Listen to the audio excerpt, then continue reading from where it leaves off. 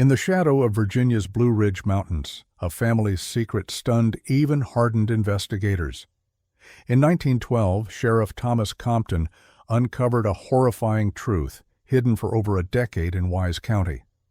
Eliza Goins, a widowed matriarch, ruled her sons Caleb, Josiah, and Benjamin with religious fanaticism, convincing them their bloodline was divinely chosen.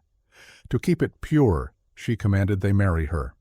The truth surfaced when infant remains, children of these incestuous unions, were found beneath the smokehouse.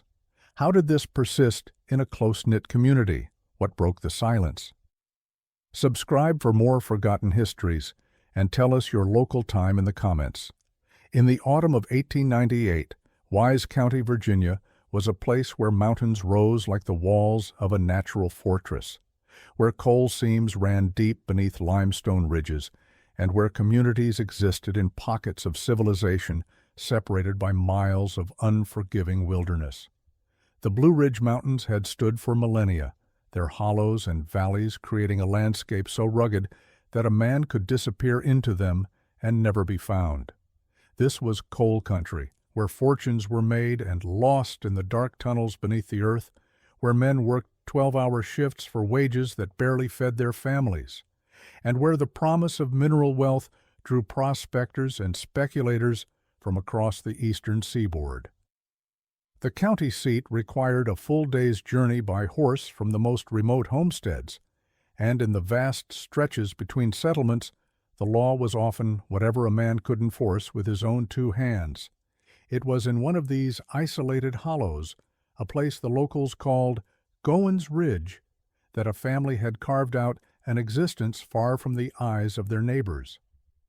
The Goins family had once been known in the community, unremarkable save for their reputation as hard-working coal miners. But that changed in 1878, when Samuel Goins, the family patriarch, was killed in a mining accident that collapsed half a shaft and took 3 other men with him. His widow, Eliza, was left with 3 young sons to raise alone. For a time, people saw her in town, a stern woman in a black dress who kept her boys close and spoke little. Then, gradually, the family retreated. The boys stopped attending the one-room schoolhouse. Eliza ceased her trips to the general store. Hunters who ventured too close to the family property reported being met by the grown sons, now men in their 20s, who warned them in no uncertain terms to move along. The Goins family, it seemed, wanted nothing to do with the outside world, and the outside world, accustomed to respecting a family's desire for privacy, obliged them. The first disappearance that would later be connected to the ridge occurred in the late summer of 1898. A geological surveyor named Martin Hayes had been hired by a coal company to map potential mining sites in the western portion of the county. He was a methodical man, a bachelor from Richmond who wrote weekly letters to his sister. When those letters stopped arriving and Hayes failed to return to his boarding house, his employer made inquiries. The landlady reported that Hayes had mentioned he was heading toward the high country, toward the ridges where few people lived. A cursory search was conducted, but the wilderness was vast, and Hayes was not a local man. The general assumption, spoken in quiet tones over coffee and whiskey, was that he had met with some misfortune in the mountains. Perhaps he had fallen from a cliff face while surveying. Perhaps he had been attacked by a bear. Perhaps he had simply decided to move on to another job without informing anyone. Men disappeared in these mountains. It was a fact of life. 4 years later, in the spring of 1902, another man vanished. Reverend Jacob Whitmore was a traveling preacher who made a circuit through the isolated communities of Wise County, bringing scripture and baptism to families who lived too far from any established church. He was known for his kindness, his willingness to sleep in barns and accept whatever meager payment families could offer. He had been seen heading up the ridge trail on a Sunday morning, his Bible tucked under his arm, telling a farmer he planned to visit some of the families in the high country. He never returned to the valley. His disappearance troubled people more than Hayes's had, for Whitmore was a man of God, beloved by many. Search parties combed the trails but found nothing. Eventually, the consensus settled on a tragic accident, perhaps a fall or a sudden illness that had taken him in some hidden ravine where his body would never be discovered. By 1908, 5 men had disappeared along that same stretch of mountain road, each vanishing without a trace, each explained away by the dangers of the wilderness. And in a small office in the county seat, Sheriff Thomas Compton sat at his desk, a ledger open before him, and studied the pattern he alone seemed willing to see. Sheriff Thomas Compton was 60 years old in 1908, a man who had worn the badge for nearly 3 decades and understood the unwritten codes that governed life in the mountains. He knew that people in Wise County settled their own disputes, that they trusted their neighbors more than they trusted any lawman, and that asking too many questions about another family's business was considered not just rude, but dangerous. He also knew that 5 men disappearing along the same 10-mile stretch of road over the course of a decade was not coincidence, no matter what folk explanations were offered. But knowing something and proving it were entirely different matters, and in 1908, a rural sheriff had precious few tools at his disposal. Compton began his investigation the only way he could, by talking to people. He rode out to the scattered homesteads that dotted the lower slopes of the ridge, speaking with families who had lived in the area for generations. What he encountered was a wall of silence punctuated by vague warnings. The Goins family was strange, people told him. They kept to themselves. The sons were wild, fierce men who didn't take kindly to strangers. Old Eliza was peculiar, always quoting scripture in ways that didn't sound quite right. Hunters had been threatened. A peddler had been run off the property at gunpoint. But no one had seen anything criminal. No one had witnessed a crime.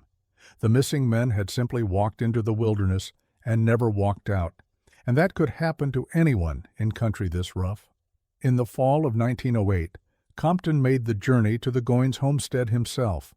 The property sat at the end of a narrow trail that wound through dense forest, climbing steadily until it opened into a clearing surrounded by towering pines. The cabin was a sturdy structure built from hand-hewn logs, with a stone chimney and a few outbuildings, including a smokehouse and a small barn. As Compton approached on horseback, 3 men emerged from the cabin and stood shoulder to shoulder in the doorway.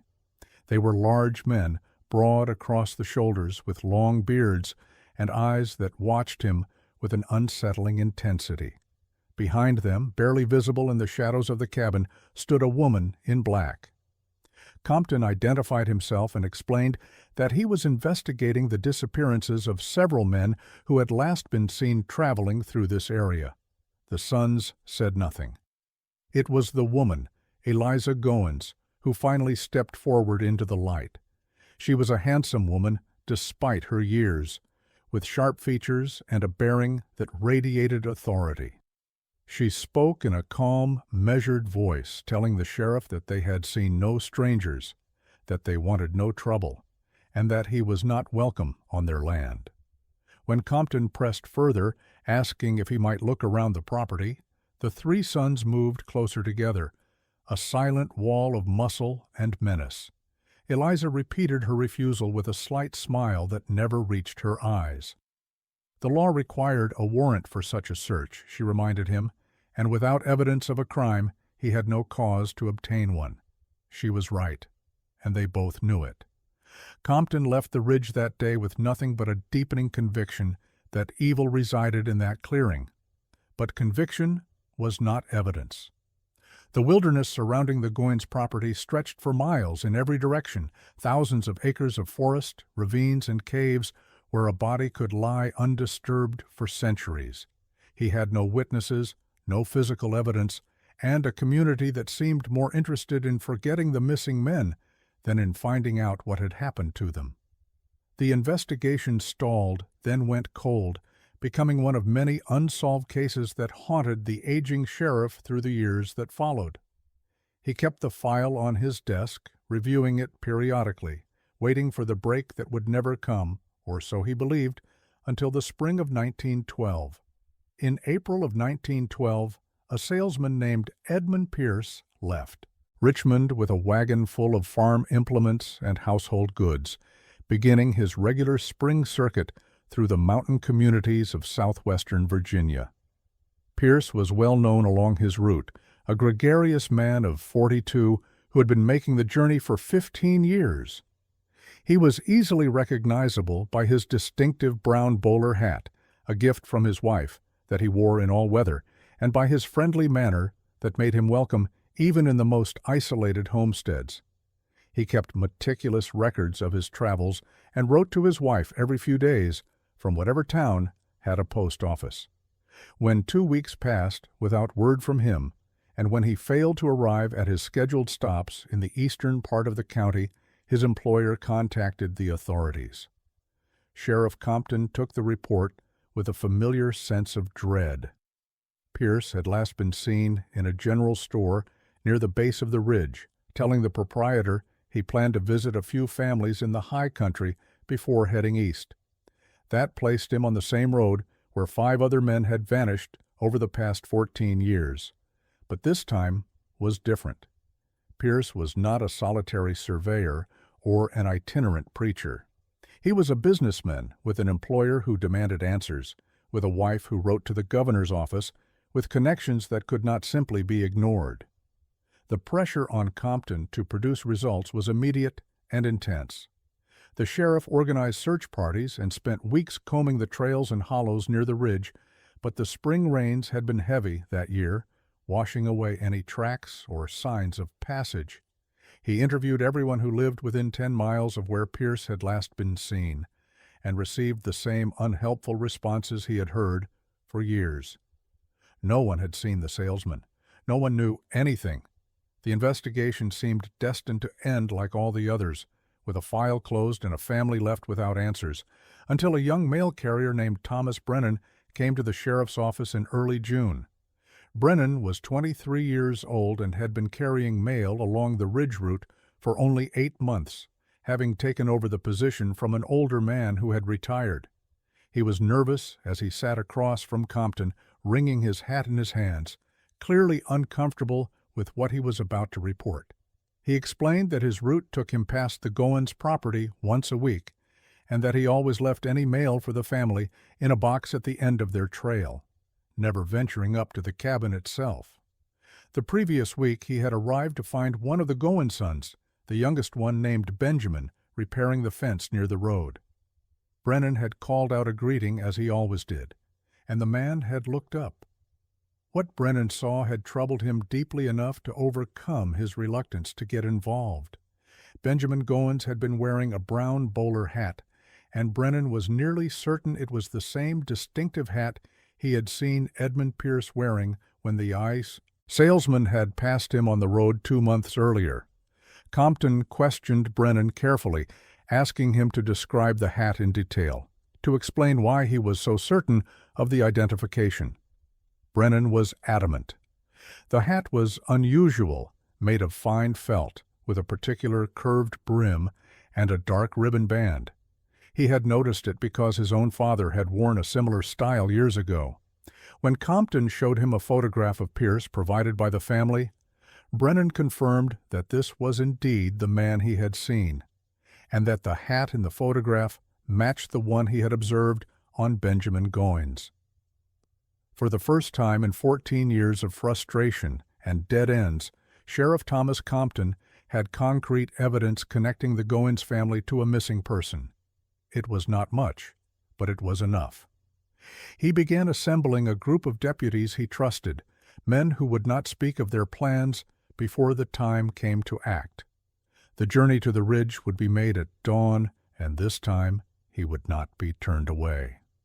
On the morning of June 15, 1912, Sheriff Thomas Compton and 5 armed deputies rode up the narrow trail to the Goins homestead as the sun broke over the ridge. They arrived to find the 3 brothers already outside, alerted by the sound of horses standing in a defensive formation in front of the cabin door. Compton announced that he had cause to search the property in connection with the disappearance of Edmund Pierce, and that he would be conducting that search with or without their cooperation. The brothers did not move, did not speak, their eyes fixed on the lawman with an intensity that bordered on feral. Then the cabin door opened, and Eliza Goins stepped out into the morning light. She was 58 years old, dressed in the same black clothing she had worn when Compton had seen her 4 years earlier, her gray hair pulled back severely from a face that showed no fear, only a kind of calm resignation. She spoke to her sons in a low voice, and after a long moment they stepped aside. Compton ordered 2 deputies to keep the family under watch while he and the remaining men began their search. What they would discover over the next several hours would exceed even the darkest suspicions that had brought them to this place. The first discovery came within 20 minutes. Deputy James Harlan, walking the perimeter of the property, noticed an area behind the smokehouse where the earth appeared recently disturbed. The spring rains had caused some erosion, and what looked like fabric was visible just beneath the surface. Compton ordered the area excavated, and within an hour they had unearthed the body of a man, buried in a shallow grave less than 3 feet deep. The corpse was badly decomposed, but still wore the remnants of a suit, and in the jacket pocket they found a business card identifying the deceased as Edmund Pierce, salesman. The brown bowler hat was found buried beside him. Inside the cabin, the search revealed a dwelling that was surprisingly well-maintained but sparse, with few personal possessions and an atmosphere of rigid order. In Eliza's room, hidden beneath a loose floorboard, Deputy Harlan discovered a small wooden chest secured with a padlock. When forced open, the chest proved to contain items that clearly did not belong to the Goins family. There was a silver pocket watch engraved with initials that matched those of Martin Hayes, the surveyor who had disappeared in 1898. There was a pair of wire-rimmed spectacles in a case bearing the name of a Richmond optometrist. There was a woman's locket containing a photograph, though no woman had been reported missing. There were 4 different wallets, their papers and money long since removed, but their leather still bearing the impressions of their former owners' names. But the most damning evidence was discovered when Deputy Samuel Croft, searching the smokehouse where meat had once been cured and stored, noticed that several of the floorboards sounded hollow when stepped upon. When these boards were pried up, the deputies found themselves staring into a shallow space beneath the floor, and there, wrapped in rotting cloth, were the skeletal remains of 2 infants. The bones were small and fragile, the skulls no larger than apples, and even hardened lawmen accustomed to death in its many forms found themselves unable to speak as they carefully lifted the tiny remains into the light. Compton emerged from the smokehouse and walked slowly to where Eliza Goins sat on a wooden bench, her sons now in irons, their faces blank with shock. He told her what they had found and asked her to explain how the bodies of 2 babies came to be buried beneath her smokehouse floor. Her response would chill him for the rest of his life. She looked up at him with eyes that held no remorse, no fear, only a strange serenity, and she said that those children were blessed, that they were the purest souls ever born, and that everything she had done had been in service to God's true plan for her family. In the days following the arrests, Eliza Goins sat in a cell in the Wise County Jail and spoke freely to Sheriff Compton, not as a defendant seeking mercy, but as a prophet explaining divine truth to those too blind to understand it. She told him that after her husband's death, she had received a vision while reading the book of Genesis, a revelation that the Old Testament's prohibitions against incest had been misinterpreted by corrupt scholars who sought to dilute the pure bloodlines chosen by God. She believed that her family carried a sacred lineage that must be preserved untainted by the blood of outsiders, and that it was her duty as matriarch to ensure this preservation. She had convinced her sons, isolated and entirely dependent on her since childhood, that they must marry their own mother to keep the family pure, and they had obeyed without question. The travelers who had disappeared, she explained with disturbing calm, had been necessary sacrifices. Each man who had stumbled upon their property or shown too much curiosity about their isolated way of life had represented a threat to their sacred purpose. The murders had not been acts of evil in her mind, but acts of protection, sanctioned by a higher law than any earthly court could comprehend.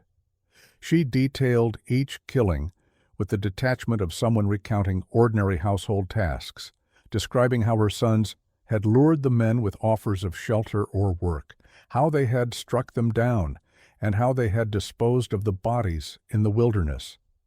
As for the infants found beneath the smokehouse, she spoke of them with a reverence that made Compton's blood run cold. These children, born of the unions between herself and her sons, had been the holiest of all creations, but their small bodies had not survived.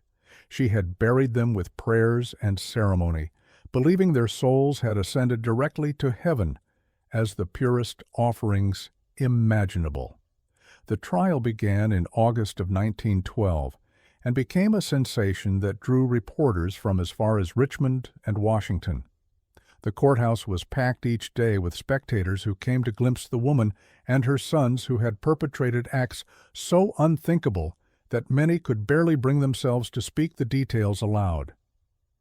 Caleb and Josiah Goins sat silent throughout the proceedings, their devotion to their mother unshaken even as the evidence of their crimes mounted. They refused to testify in their own defense, refused to implicate Eliza, and showed no emotion as witness after witness detailed the horrors uncovered on their property. Benjamin, the youngest, had fallen ill shortly after his arrest, his lungs ravaged by tuberculosis, and he died in his cell before the trial concluded, still maintaining his mother's innocence with his final breaths. The prosecution presented the physical evidence methodically, the body of Edmund Pierce with his skull fractured from a blow to the back of the head, the personal effects of at least 4 other victims found in the locked chest. The infant remains that medical examiners confirmed had been born alive and had died within days of birth. But the most powerful evidence came from Eliza herself, whose confession was read in its entirety to a courtroom that sat in stunned silence. Her words revealed a mind so twisted by isolation and delusion that she had constructed an entire theology to justify the unjustifiable, and had wielded that theology with such absolute authority that she had bent 3 grown men entirely to her will. The jury deliberated for less than 3 hours. Caleb and Josiah Goins were convicted of 7 counts of murder and sentenced to hang. Eliza Goins was found guilty on all counts, but the judge, after hearing testimony from doctors who had examined her, declared her criminally insane and ordered her committed to the Southwestern State Hospital in Marion, Virginia, where she would remain for the rest of her natural life. She showed no reaction to the verdict, maintaining until the end that history would vindicate her, that future generations would understand the sacred nature of her mission. Caleb Goins was executed on November 2, 1912. Josiah followed him to the gallows 3 weeks later. Both men died without speaking, their final moments characterized by the same silent devotion to their mother that had defined their entire existence. Eliza lived another 8 years in the state hospital, spending her days reading scripture and refusing all visitors except the occasional minister she would attempt to convert to her interpretation of biblical law. She died in her sleep in 1920, unrepentant to the last. The Goins cabin stood empty for several years after the trial, a place that locals avoided and warned their children away from. In 1924, persons unknown set fire to the structure, burning it to the ground along with the smokehouse and outbuildings. The community never spoke publicly about who had started the blaze, but there was a collective sense that the cleansing was necessary, that the land itself had been poisoned by what had occurred there. Today the site is overgrown forest, indistinguishable from the thousands of acres of wilderness that surround it, but local folklore still speaks of the Ridge of Lost Souls, and hunters still give the area a wide berth. The case prompted significant changes in how Virginia handled missing persons reports in rural areas, leading to better coordination between county sheriffs and the establishment of more systematic record-keeping protocols.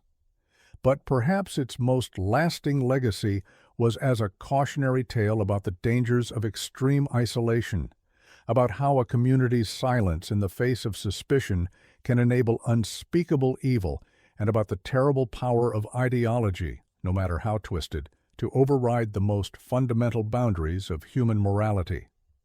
The victims, whose names are now recorded in county records and whose remains were finally given proper burial, serve as a permanent reminder that vigilance and the courage to speak uncomfortable truths are the price we pay for a civilized society, and that the cost of looking away can be measured in lives lost and innocence destroyed in the dark hollows where law and conscience fail to reach.